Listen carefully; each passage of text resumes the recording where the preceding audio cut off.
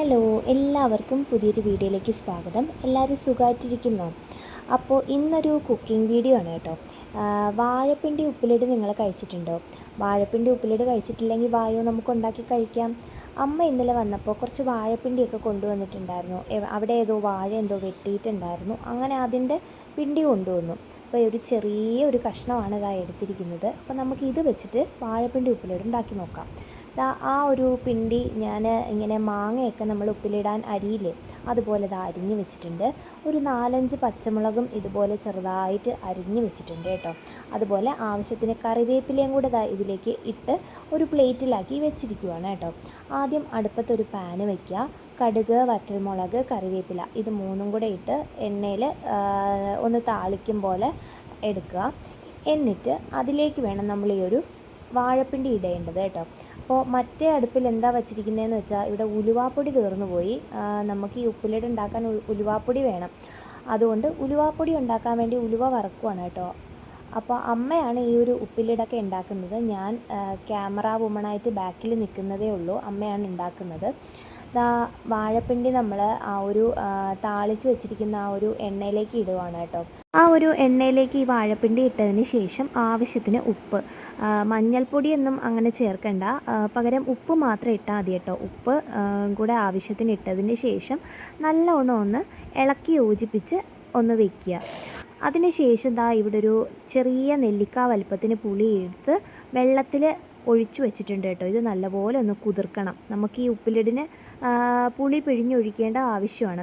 അപ്പോൾ ഏകദേശം നമ്മുടെ വാഴപ്പിണ്ടി വാടി വന്നിട്ടുണ്ട്. വാടി വരുന്ന ആ ഒരു സമയത്തിന് ഈ ഒരു പുളി നമുക്കിതിലേക്ക് ചേർത്ത് കൊടുക്കാം. ഇതൊന്ന് ചേർത്ത് കൊടുത്തിട്ട് നല്ലോണം ഇളക്കി ഇതൊന്ന് വേവിച്ചെടുക്കണം കേട്ടോ. ആ ഒരു പുളിവെള്ളത്തിൽ കിടന്ന് വേണം ഈ ഒരു വാഴപ്പിണ്ടി നല്ലോണം വെന്ത് വരാൻ. കാര്യം എന്താണെന്ന് വെച്ച് കഴിഞ്ഞാൽ ആ ഒരു വാഴപ്പിണ്ടിയുടെ അകത്ത് ആ ഒരു പുളിരസവും ഉപ്പിൻ്റെ ആ ഒരു രുചിയും എല്ലാം പിടിക്കണം. അപ്പം അത് അതിനകത്ത് കിടന്നിങ്ങനെ വഴണ്ട് നല്ലവണ്ണം വെന്ത് വരണം. ഒരുപാടങ്ങ് വേവണ്ട, അത്യാവശ്യം നല്ല ഒരു രീതിയിൽ വെന്താൽ മതി കേട്ടോ. ഒരുപാടങ്ങ് വെന്ത് പോയാലും കൊള്ളത്തില്ല. അപ്പം ഇത് ഏകദേശം നമ്മൾ പുളിവെള്ളമൊക്കെ പിഴിഞ്ഞ് വെച്ച് ഒന്ന് ചേർത്ത് മിക്സ് ചെയ്ത് കൊടുക്കുവാണ് കേട്ടോ. എല്ലായിടും ഒന്ന് പിടിക്കാൻ വേണ്ടിയിട്ടാണ് ഇങ്ങനെ വഴറ്റി കൊടുക്കുന്നത്. ഇപ്പോൾ ഏകദേശം തിളച്ചിട്ടുണ്ട് കേട്ടോ. നിങ്ങളുടെയൊക്കെ നാട്ടിൽ ഈ വാഴപ്പിണ്ടി എന്താ പറയുന്നത്? ഞങ്ങളുടെയൊക്കെ ഇവിടെ വാഴത്തണ്ട് എന്നൊക്കെയാണ് കേട്ടോ പറയുന്നത്. ഇനി ഈ ഒരു വാഴപ്പിണ്ടിയിലേക്ക് ചേർക്കാനുള്ള കൂട്ടാണ് ഇനി പറയാൻ പോകുന്നത്. അതിനിവിടെ 2 സ്പൂൺ മുളക് പൊടി എടുത്തിട്ടുണ്ട്. പിരിയൻ മുളക് പൊടിയാണ് കേട്ടോ. അതുപോലെ കുറച്ച് ഒരു 1/4 ഭാഗം ഉലുവാപ്പൊടി ചേർത്തിട്ടുണ്ട്.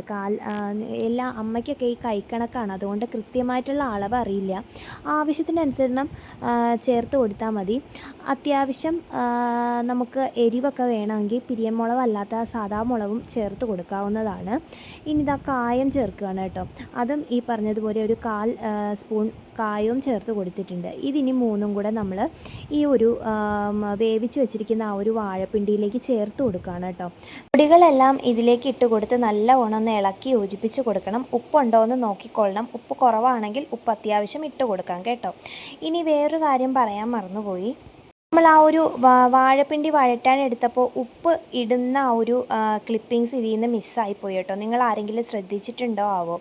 സംഭവം ഉപ്പിടാത്തതല്ല, ഞാൻ എഡിറ്റ് ചെയ്തപ്പോൾ എങ്ങനെയോ അത് മിസ്സായിപ്പോയതാണ് കേട്ടോ. ക്ഷമിക്കണം.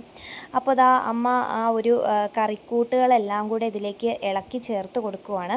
ഇനി ഇത് ജസ്റ്റ് ഒന്ന് തിളച്ച് വന്നാൽ മതി കേട്ടോ. ഒരുപാട് ഇട്ടങ്ങ് തിളപ്പിക്കേണ്ട. ജസ്റ്റ് ഒന്ന് ഒരു തിള വരുമ്പോഴത്തേക്കും നമുക്കിതൊന്ന് ഓഫ് ചെയ്ത് വെക്കാം. ഒരുപാടങ്ങ് തിളച്ച് കഴിഞ്ഞാൽ വല്ലാണ്ടായിപ്പോവും. അതുകൊണ്ട് ഒരു പച്ചച്ചൊവ, ആ ഒരു കറിക്കൂട്ടിൻ്റെ ആ ഒരു പച്ചച്ചൊവ മാറാൻ വേണ്ടി മാത്രം ജസ്റ്റ് ഒന്ന് ചൂടായാൽ മാത്രം മതി കേട്ടോ.